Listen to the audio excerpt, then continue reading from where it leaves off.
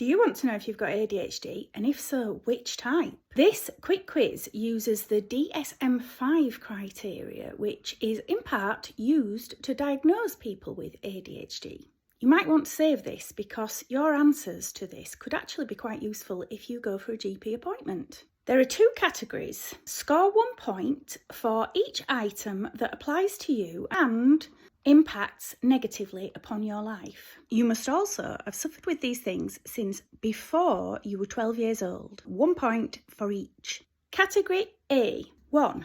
You fail to give close attention to details and you make careless mistakes. 2. You have difficulty sustaining attention. 3. You do not appear to listen. 4. You struggle to follow through with instructions. 5. You have difficulty with organisation. 6. You avoid or dislike tasks that require sustained effort. 7. You frequently lose things. 8. You are easily distracted. 9. You are forgetful in daily activities. And now we're going on to category B. 1.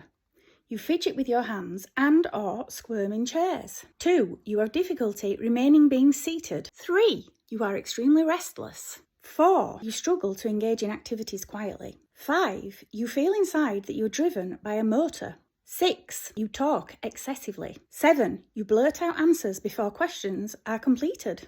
8. You have difficulty waiting or taking turns. 9. You intrude on or interrupt others. Before we move on to the results, I just want to say that this is not a definitive diagnosis, but it does give you a good guide as to whether you should perhaps think about getting a formal assessment from a professional. You may not know where to begin with that, and you may be put off by massive wait lists, but if you have a look at my playlist named NHS and Right to Choose, there's lots of information in there about how you go about it and also how you can avoid huge wait lists on the NHS. You don't have to pay privately. Results time. If you scored 5 or more in category A and less than 5 in category B, you may have inattentive ADHD. If you scored more than 5 in category B but less than 5 in category A, you may have hyperactive ADHD.